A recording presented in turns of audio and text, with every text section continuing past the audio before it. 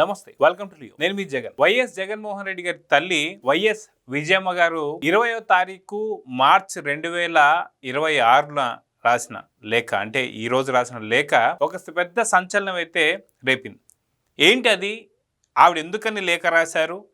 ఈ లేఖ రాస్తానికి కారణాలు ఏంటి అంటే, వాస్తవానికి విజయలక్ష్మి గారు గతంలో 2009లో రాజశేఖర రెడ్డి గారి మరణానికన్నా ముందే జగన్మోహన్ రెడ్డి మనసు ఎటువంటిదో తెలుసు కాబట్టి అటు తండ్రికి ఇటు తల్లికి ఖచ్చితంగా ఆస్తి పంపకాలలో రానున్నటువంటి ఒక రోజుల్లో అటు షర్మిలకి అన్యాయం జరుగుతుందన్న సంగతి తెలిసే రాజశేఖర రెడ్డి గారు మరణానికన్నా ముందే ఏవైతే 2009 వరకు ఉన్నటువంటి ఒక ఆస్తులు ఏవైతే ఉన్నాయో ఆ ఆస్తులన్నీ కూడా ఖచ్చితంగా మనవడికి మనవరాళ్ళందరికీ కూడా, అంటే అటు వైఎస్ జగన్మోహన్ రెడ్డి ఇద్దరు కూతుర్లకి, అదేవిధంగా షర్మిల కొడుకు కూతురికి కూడా ఖచ్చితంగా సమానమైనటువంటి ఒక వాటా రావాలి.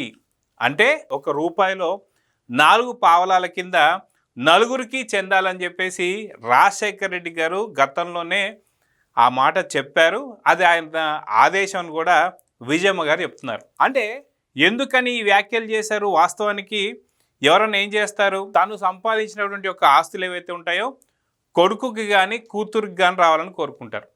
కానీ జగన్మోహన్ రెడ్డి మనస్తత్వం ఖచ్చితంగా రాజశేఖర రెడ్డి గారికి తెలుసు కాబట్టే అప్పటి ఉమ్మడి రాష్ట్రమైనటువంటి యొక్క ఆంధ్రప్రదేశ్కి ఆయన రాజకీయాలలో ఉన్న ఏపీకి రానిలేదు. ఈ సంగతి ఎన్నోసార్లు రోసయ్య గారు కావచ్చు, కేవీపీ గారు కావచ్చు, ఇలాంటి వారు ఎవరైతే ఉన్నారో రాజశేఖర రెడ్డి గారికి చాలా సమీపంగా చాలా సన్నిహితంగా ఉండేటువంటి పెద్దలు చాలాసార్లు చెప్పారు. అది కాక చాలాసార్లు తల్లిపైన ఒత్తిడి తీసుకురావడంతో విజయమ్మ గారు కూడా చాలాసార్లు రోసయ్య గారితో కావచ్చు, కేవీపీ గారితో కావచ్చు చాలాసార్లు మొత్తుకున్నారట. ఏమని? సన్నిబాబు అక్కడ ఉండలేకపోతున్నారు, ఖచ్చితంగా ఏపీ రాజకీయాల్లోకి ప్రత్యక్షంగా, అంటే అప్పటికి ఎంపీగా ఉన్న హైదరాబాద్కి రానివ్వాలి అని చెప్పి కోరుకున్న రాజశేఖర రెడ్డి గారు ససేమిరా అని చెప్పేసి అన్నారంట. ఎందుకంటే జగన్మోహన్ రెడ్డి గారి యొక్క మనస్తత్వం రాజశేఖర రెడ్డి గారికి, అంటే సొంత తండ్రికి తెలుసు కాబట్టే ఆయన జగన్మోహన్ రెడ్డిని దూరం పెట్టాలని చెప్పి అనుకున్నారు. అదేవిధంగా జగన్మోహన్ రెడ్డి గారి యొక్క మనస్తత్వం చాలా క్లారిటీగా తెలుసు కాబట్టి ఒకానొక సందర్భంలో రాజశేఖర రెడ్డి గారి పైనే చేయి చేసుకున్నారనేటువంటి ఒక ఆరోపణలు కూడా ఉన్నాయి. కాబట్టి నిజంగా ఆ ఇంట్లో ఇంకా ఎన్నో సమస్యలు ఇంకా మనకు తెలియనివి చాలా కూడా ఉన్నాయి. కాబట్టి సొంత తండ్రికి కొడుకు పరిస్థితి ఏంటో తెలుసు కాబట్టే బెంగళూరుకి మాత్రమే, అంటే యలహంక ప్యాలెస్కి మాత్రమే పరిమితం చేశారు.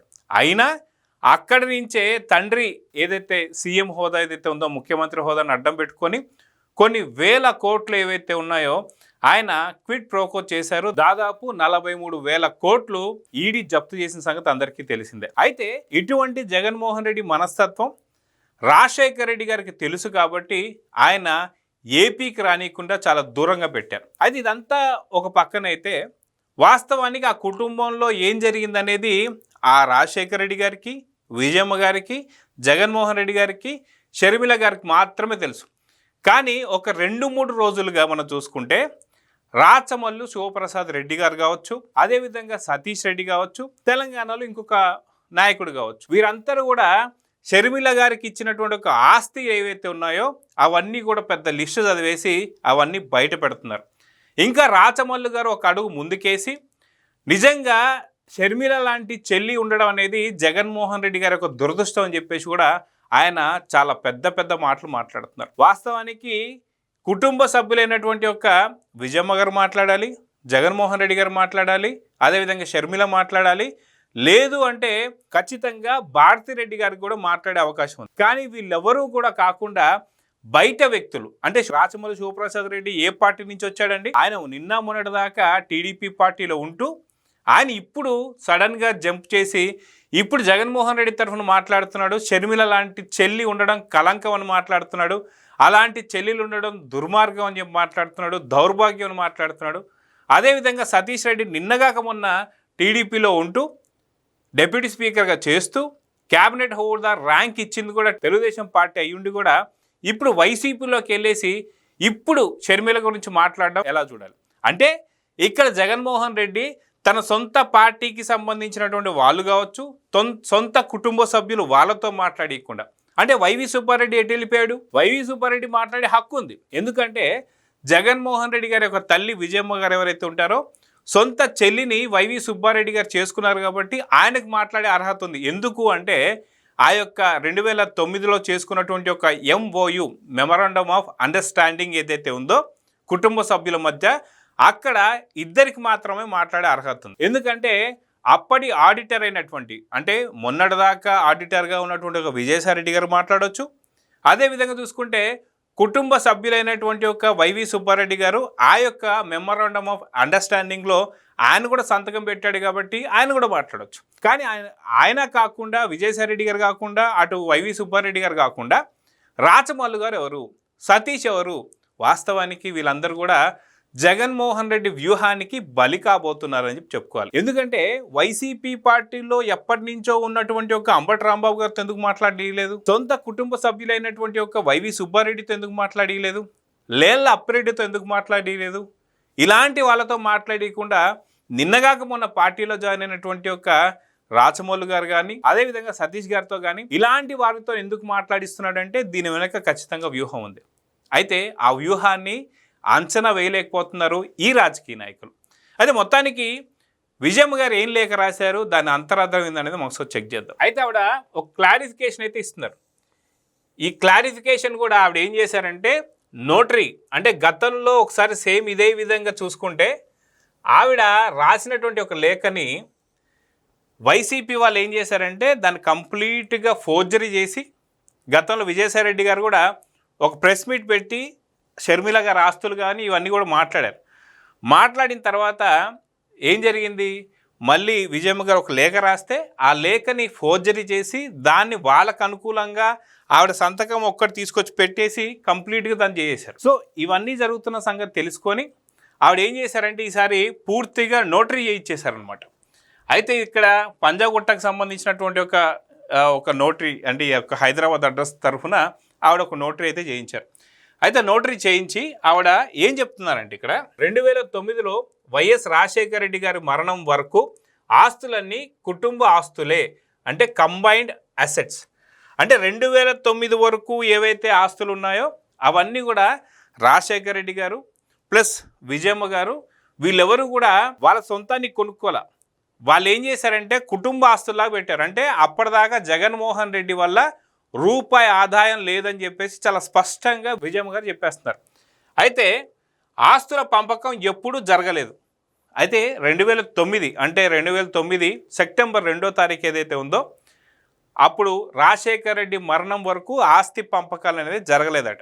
అదేవిధంగా చూసుకుంటే అన్ని ఆస్తులను నలుగురు మనవళ్లకు సమానంగా పంచాలని వైఎస్ఆర్ ఉద్దేశం. నలుగురు మనవళ్ళు అంటే ఎవరు? అటు జగన్మోహన్ రెడ్డి గారికి సంబంధించి 2 కూతుర్లు, షర్మిలమ్మ గారికి సంబంధించి ఒక కొడుకు, ఒక కూతురు, ఈ నలుగురికి కూడా సమానమైనటువంటి వాటాలు రావాలని చెప్పి రాజశేఖర రెడ్డి గారు కోరుకున్నారట. అయితే ఇది ఆయన ఆదేశం కూడా, ఆయన ఉద్దేశంతో పాటు ఇది ఆయన ఆదేశం, ఆయన ఖచ్చితంగా జరిగి తీరాల్సిందే అని చెప్పి కూడా అన్నారట. అదేవిధంగా దగ్గర వాళ్ళందరికీ కూడా తెలిసిన వాస్తవం ఇది. అందరికీ ఎవరైతే దగ్గరగా, అంటే అప్పటి ఆడిటర్ ఎవరైనటువంటి ఒక విజయసాయిరెడ్డి గారు కావచ్చు, వైవి సుబ్బారెడ్డి గారు కావచ్చు, ఇలాగా సన్నిహితంగా కేవీపీ గారు కావచ్చు, ఇలాంటి వాళ్ళందరికీ కూడా ఇదందరికీ కూడా తెలిసిన వాస్తవం అని చెప్పి చెప్తున్నారు. అదేవిధంగా చూసుకుంటే MOUలో షర్మిలకు రాసిన ప్రతి ఆస్తి న్యాయంగా ఆమెకు చెందవలసినవే. MOU ఏదైతే ఉందో, అంటే మెమరాండమ్ ఆఫ్ అండర్స్టాండింగ్ ఏదైతే ఉందో దాంట్లో రాసిన ప్రతిదీ షర్మిలకు చెందాలట. అయితే అందుకే జగన్ MOU రాశాడు. అందుకే జగన్ ఏం చేశాడు, అప్పట్లో MOU రాసేశాడట. దాంట్లో నిజానికి తనకు తక్కువే రాశాడు. సరస్వతి సిమెంట్స్తో సహా MOUలో లేని యలంక ల్యాండ్ కూడా షర్మిలదే. ఇచ్చానని చెప్తున్నటువంటి ఒక డబ్బు షర్మిల వాటాకు ఇచ్చినటువంటి ఒక డివిడెండ్లు మాత్రమే. అయితే ఇచ్చినటువంటి ఒక ఇప్పుడు ఏదైతే లిస్టు చదువుతున్నారో రాచమౌళి గారు కానీ, సతీష్ బాబు కానీ, వీళ్ళందరూ కూడా చదువుతున్నటువంటి ఒక ఏదైతే ఉందో 100కి 100% వాస్తవానికి దీనికన్నా మించి రావాల్సినవి. ఇవి ఓన్లీ డివిడెంట్లు మాత్రమే. డివిడెంట్ అంటే దాని నుంచి వచ్చినటువంటి లాభాలు మాత్రమే. అంటే దాదాపు నాకు తెలిసి లాభాలు ఇప్పుడు వీళ్ళు చదివిందంతా కూడా దాదాపు 230 కోట్లు పైచెలుకుంటుంది. ఇది మాత్రమే జగన్మోహన్ రెడ్డి నుంచి షర్మిలకు అందాయని చెప్పి ఏదైతే మాట్లాడుతున్నారో ఇవి ఓన్లీ డివిడెంట్లు మాత్రమే. డివిడెంట్ అంటే ఏంటి? ఆ ఆస్తుల నుంచి వాళ్ళకు వచ్చినటువంటి లాభాలు మాత్రమే 230 కోట్లు. ఈ 230 కోట్లు కాకుండా యలంక ప్యాలెస్కి సంబంధించిన ల్యాండ్ కూడా షర్మిలదేట, అది ఇవ్వలేదు, వీటిని అన్నిటి లాగేసుకున్నాడు. అదేవిధంగా మన వాళ్ళకి రావాల్సింది అంటే అటు రాజారెడ్డికి కావచ్చు, షర్మిల కూతురు రావాల్సింది ఇంకా రాలేదు.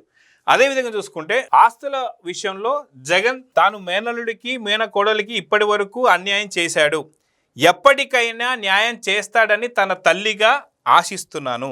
అయితే ఇప్పటి వరకు కూడా జగన్మోహన్ రెడ్డి షర్మిల సంబంధించినటువంటి ఒక కొడుకుకు కావచ్చు, కూతురికి కావచ్చు, ఇప్పటిదాకా అన్యాయమే జరిగింది కానీ న్యాయం జరగలేదు. కానీ నా కొడుకు ఎప్పటికైనా మారితే, ఎప్పటికైనా అంటే తను ఉన్నంత వరకు కన్నా మారితే ఖచ్చితంగా ఆ ఆస్తులు వీళ్ళిద్దరు మేనకోడలికి మేనల్లుడికి రావాలని చెప్పేసి ఒక తల్లిగా జగన్మోహన్ రెడ్డి గారికి అభ్యర్థన పెట్టుకున్నా. అంటే ఆవిడ కన్నీటి పర్యంతమై రాస్తున్నటువంటి లేఖ. అదేవిధంగా చూసుకుంటే ఆస్తుల పంపకం జరగలేదు.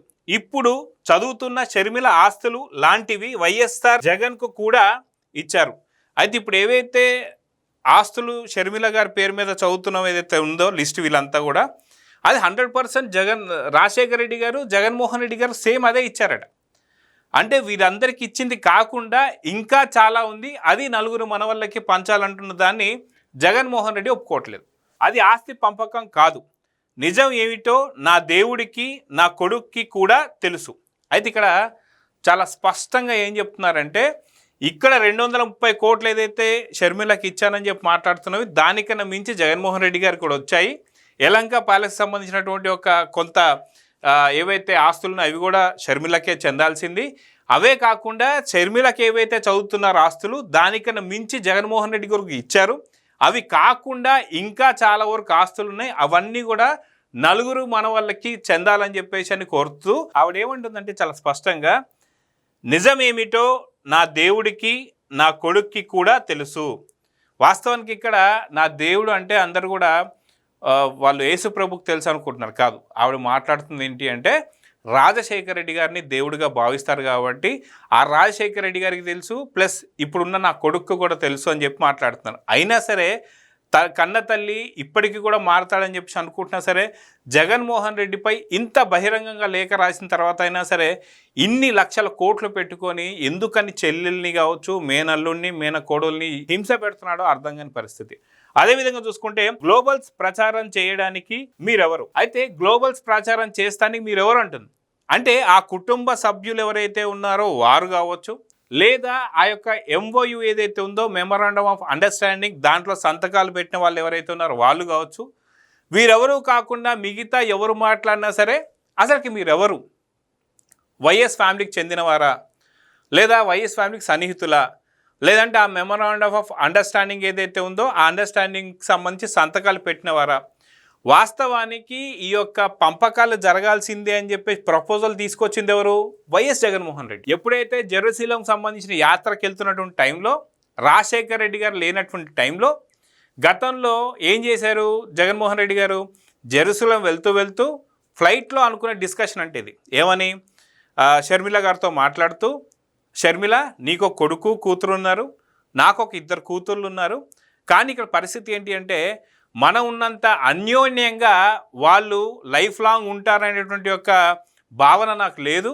మేబీ ఎలాంటి పరిస్థితులు ఏమొస్తో తెలియదు కాబట్టి మనం దీన్ని పంపకాలు చేసుకుందాం అని చెప్పి జగన్మోహన్ రెడ్డి ప్రపోజల్ పెట్టి తర్వాత ఇలాంటి ఏమంటారనమాట షర్మిలకి అన్యాయం చేసేటువంటి ఒక ప్రయత్నం చేస్తున్నాడు. కాబట్టి ఈ విషయాలన్నీ కూడా విజయమ్మ గారికి తెలుసు కాబట్టి ఆవిడ ఆవేదనతో రాస్తున్నటువంటి యొక్క లేఖ ఇది. అయితే మీరు ఎంత కాదన్నా దేవుడు న్యాయమే న్యాయం, అదే అసత్యాల ప్రచారం మానుకోవాలి. వైఎస్ఆర్ భార్యగా చేతులు జోడించి అడుగుతున్నాను. అక్కడ కన్న కొడుకుకి చేతులు జోడించి అనవసరమైనటువంటి విష ప్రచారాన్ని, కుటుంబకు సంబంధించినటువంటి సమస్యలని ఇలా బహిరంగంగా చెయ్యొద్దు అని చెప్పేసి ఆవిడ వేడుకుంటూ చేతులు జోడించి మరీ కోరుకుంటున్నానని చెప్పేసి అంటుంటే ఆ కన్న తల్లి బాధని ఆ కన్న కొడుకు అర్థం చేసుకుంటాడా లేదా? అదేవిధంగా చూసుకుంటే మళ్ళీ మీడియాలో ప్రస్తావించొద్దని వేడుకుంటున్నాను. అదేవిధంగా ఆవిడ ఏమంటుంది, మళ్ళీ ఆ రాచమల్లు కావచ్చు, సతీష్ కావచ్చు, ఇంకొకరు రేపొద్దున ఇంకొకరు ఎవరైనా కావచ్చు, ఆఖరికి ఆ యొక్క రాచమల్లు అనేటువంటి ఒక అతను గతంలో జరిగినటువంటి ఒక ఇట్లాంటి ప్రెస్ మీట్లో ఆయన ఏం మాట్లాడాడంటే అసలుకి వైఎస్ షర్మిల గారు రాజశేఖర్ రెడ్డికి పుట్టిందా లేదా అనేది అనుమానాలు అన్నట్టు మాట్లాడాడు. అంటే ఎవరిని అనుమానిస్తున్నట్టు అంటే విజయమ్మ గారి క్యారెక్టర్ని కూడా అనుమానిస్తూ మాట్లాడించాడు వైఎస్ జగన్మోహన్ రెడ్డి తన సొంత మీడియాలో అంటే ఎలా చూడాలి? అంటే షర్మిల గారు రాజశేఖర్ రెడ్డి గారు పుట్టలేదు అంటే ఏ భావంతో మాట్లాడుతున్నాడు రాచమల్లు? అంటే షర్మిల గారు నిజంగా రాజశేఖర్ రెడ్డి గారు పుట్టకపోయి ఉంటే ఈ ఆస్తులన్నీ కూడా ఉండకూడదని చెప్పేసి మాట్లాడుతున్నటువంటి ఒక రాచమల్లు నిజంగా ఇంత నీచమైనటువంటి మాటలు నువ్వు నీ సొంత మీడియా అయినటువంటి ఒక సాక్షిలో, అదిగాక వైఎస్ భారతి గారు కూడా మా యొక్క ఛానల్లో కావచ్చు, పత్రికలో కావచ్చు, ఎటువంటి వార్త వచ్చినా సరే 1కి 100 సార్లు ఆలోచించే వేస్తామంటే ఖచ్చితంగా మీరు విజయమ్మ గారి క్యారెక్టర్ని ఆలోచించే మీరు దిగదారుస్తున్నారు. అదేవిధంగా వైఎస్ వివేకానంద రెడ్డి గారు మరణిస్తే ఆయనకు అక్రమ సంబంధం ఉందని చెప్పేసి మీ ఛానల్లో 100కి 100 సార్లు ఆలోచించి ఇలాంటి ప్రచారం చేస్తున్నారు. అంటే తండ్రి పైన రాజశేఖర రెడ్డి గారు కేసులు పెట్టించారు ఆయన చనిపోయిన తర్వాత. తల్లిపైన ఉన్నటువంటి ఒక ఆస్తులు లాక్కున్నారు, ఆవిడ ఇంట్లోంచి గెంటేశారు. చెల్లికి రావాల్సినటువంటి వాటా ఇవ్వలేదు, మేనల్లుడికి మేనకోడలికి ఇవ్వాల్సినటువంటి ఒక వాటాలు ఇస్తలేదు. అదేవిధంగా చూసుకుంటే సొంత బాబాయిని చంపడమే కాకుండా ఆయన పైన అక్రమ సంబంధాలు, ఆ సంబంధాల వల్లే చంపేశారని చెప్పేసి మాట్లాడడం మనం చూస్తూ వస్తున్నాం. సో ఇవన్నీ ఆవేదనలు ఏవైతే ఉన్నాయో అటు షర్మిల తరఫున కావచ్చు, సునీత గారి తరఫున కావచ్చు, ఇవన్నీ విన్న తర్వాత నిజంగా ఈరోజు కుండ బద్దలు కొట్టేశారు విజయమ్మ గారు. అయితే ఇంకొక ఫైనల్గా ఆవిడ మాటలు ఒకసారి చూద్దాం. అయితే ఆవిడ ఫైనల్గా ఏం మాట్లాడుతున్నారంటే, దేవుని సాక్షిగా నేను రాసినవన్నీ వాస్తవాలు మాత్రమే. అంటే ఎంత దౌర్భాగ్యమైనటువంటి పరిస్థితి అంటే, కన్న కొడుకుకి కన్న తల్లి చేతులు జోడించి ప్రాధేయపడమే కాకుండా ఆవిడ చెప్పినవన్నీ కూడా వాస్తవాలు అంటే విజయమ్మ గారికి తెలుసు. ఖచ్చితంగా తను రాజకీయాల్లో ఎలాంటి వక్రీకరించి డైవర్షన్ పాలిటిక్స్ చేస్తాడని సంగతి తెలుసు కాబట్టే ఇవన్నీ నేను నా పరంగా రాశాను అని చెప్పి ఒక అఫిడవిట్, ఎందుకంటే గతంలో కూడా ఒక లెటర్ రిలీజ్ చేస్తే దాన్ని వైసీపీకి అనుకూలంగా లెటర్ మార్చుకొని ఎన్నో విధాలు చేశారు. అందుకే ఈరోజు అఫిడవిట్ చేయించారు అంటే దాని అర్థం ఏంటి? ఒకవేళ ఈ యొక్క లెటర్ని ఏదైనా సరే మార్చితే ఖచ్చితంగా దాని మీద కేసు కూడా వేయచ్చు. సో కాబట్టి దేవుని సాక్షిగా నేను రాసినవన్నీ వాస్తవాలు మాత్రమే అని చెప్పేసి అంటున్నారు. అంటూ ఇట్లు విజయమ్మ గారు సంతకం పెడుతూ వైఎస్ విజయ రాజశేఖర్ రెడ్డి అని చెప్పేసి రాశారు. అంటే నిజంగా ఈ యొక్క అఫిడవిట్ ఏదైతే ఉందో ఇవన్నీ చూసిన తర్వాత చాలామంది కనిపిస్తుంది ఏంటి అంటే, రాజశేఖర్ రెడ్డి అభిమానులు మాత్రమే వైఎస్ఆర్ కాంగ్రెస్ పార్టీలో ఉన్నారని. వాస్తవానికి జగన్మోహన్ రెడ్డి గారు రాజశేఖర్ రెడ్డి గారు రాజకీయాలు చేస్తున్నప్పుడు ఎన్నడూ కూడా ఆంధ్రప్రదేశ్లో జగన్మోహన్ రెడ్డికి సంబంధించిన ఆనవాళ్ళు ఎక్కడా లేవు. రాజశేఖర్ రెడ్డి గారు మరణించిన తర్వాత ఆయన శవాన్ని అడ్డం పెట్టుకొని సంతకాలు సేకరించి అప్పుడే ఆయన ముఖ్యమంత్రి కావాలని చెప్పి కోరుకున్నారు. కానీ ఈ విషయాన్ని పసిగట్టినటువంటి అంటే గతంలోనే ఒకసారి వైఎస్ వివేకానంద రెడ్డి గారి పైన చెయ్యి చేసుకున్నారని చెప్పి వివేకానంద రెడ్డి గారు సోనియా గాంధీకి చెప్పడం, అవన్నీ కూడా పరిగణించి తర్వాత రాజశేఖర రెడ్డి గారు మరణం తర్వాత జగన్మోహన్ రెడ్డి గారు ముఖ్యమంత్రి కావడానికి వీల్లేదని చెప్పేసి అనడం. సో దాంతో అక్కడితో ఆయనకి ఏవైతే అనుకున్నాడో ఆ యొక్క ఆలోచనలన్నిటికీ బ్రేక్ పడింది. సో అంటే వైఎస్ఆర్ కాంగ్రెస్ పార్టీలో ఉన్న వాళ్ళంతా కూడా జగన్మోహన్ రెడ్డి అభిమానులు కాదు, జగన్మోహన్ రెడ్డి అభిమానులు కానే కాదు. ఎందుకంటే రాజశేఖర రెడ్డి గారు లేరు కాబట్టి. రాజశేఖర రెడ్డి గారు రాజకీయాలు చేస్తున్నటువంటి టైంలో ఆంధ్రప్రదేశ్లో జగన్మోహన్ రెడ్డి లేడు. ఆయన చనిపోయిన తర్వాత మాత్రమే ఆంధ్రప్రదేశ్లో అడుగుపెట్టారు. అయితే రాజశేఖర రెడ్డి గారిని అభిమానిస్తున్న వాళ్ళు ఎవరైతే ఉంటారో వారందరూ కూడా ఈ లేఖ చూసిన తర్వాత వాస్తవానికి ఆవిడ ఏమంటున్నారు, వైఎస్ విజయ రాజశేఖర్ రెడ్డి అంటే రాజశేఖర్ రెడ్డి గారిలో సగ భాగమైనటువంటి ఒక జగన్మోహన్ రెడ్డి గారి తల్లి రాసినటువంటి లేఖ ఇది. జగన్మోహన్ రెడ్డి మనస్తత్వం ఏంటో చూపించేటువంటి లేఖ ఇది. సో ఖచ్చితంగా ఏ తల్లి కానీ ఏ చెల్లి కానీ ఖచ్చితంగా ఈ లేఖ చూసిన తర్వాత సొంత చెల్లెలు నిజంగా రాజశేఖర రెడ్డికి పుట్టలేదని చెప్పేసి రాచమల్లు లాంటి వాళ్ళతో అనిపించిన తర్వాత, అదేవిధంగా అసలు విజయమ్మ గారిపైనే హత్యాయత్నం జరిగిందేమో అని చెప్పేసి అనుమానాలు. ఎందుకంటే కొత్త కారుకి 2 టైర్లు ఊడిపోయి ఒక నడి రోడ్డు మీద ఆగిపోయిన సందర్భం మనం చూసాం. అదేవిధంగా 2024 ఎలక్షన్ సందర్భంగా భయపడి ఎక్కడ వివేకానంద రెడ్డి గారికి పట్టినటువంటి గతి పట్టిద్దేమో అని చెప్పి భయపడి ఆవిడ అమెరికాకి వెళ్ళిపోయి రాజారెడ్డి అంటే షర్మిల గారి కొడుకు దగ్గర ఉండడం మనం చూసాం. అదేవిధంగా ఇడుపులపాయలో ఎన్నోసార్లు వచ్చినా సరే తను ప్రేమగా పలకరిద్దామని చెప్పి సన్నిబాబు అంటే జగన్మోహన్ రెడ్డిని పలకరిస్తానికి వెళ్తే ఆయన చీకొట్టి కొద్ది పక్కకు తోసినటువంటి వైనాలు మనం చూసాం. కానీ ఇప్పటికీ ఎక్కడ తల్లి ప్రేమ చనిపోలేదు. ఎక్కడ కలిసినా సరే ముద్దులతో ముంచేస్తూ విజయమ్మ గారు ఉంటే ఆవిడ క్యారెక్టర్ని ఆవిడ కూతురు క్యారెక్టర్ షర్మిల గారి క్యారెక్టర్ ఏదైతే ఉందో గతంలో వర్రా రవీందర్ రెడ్డి ఎవరైతే ఉన్నారో ఒక హీరోతో కనెక్షన్ పెడుతూ మాటలు కూడా మనం చూసాం. అయితే ఇదంతా లేఖ చూసిన తర్వాత కన్న తల్లి చీకొడుతుంది, తోడబుట్టిన చెల్లి చీకొడుతుంది, చనిపోయినటువంటి తండ్రి పైన కేసు పెట్టి నిజంగా ప్రేమను మొత్తం కోల్పోయాడు జగన్మోహన్ రెడ్డి. ఓన్లీ తన భార్య కళ్ళలో భారతిరెడ్డి గారి కళ్ళల్లో ఆనందం చూస్తానికి మాత్రమే ఇంత పెద్ద అంటే తల్లిని చెల్లిని అటు తండ్రిని అందరినీ కూడా బలిగొంటున్నాడంటే నిజంగా ఇలాంటి వారికి ఓటేస్తారా?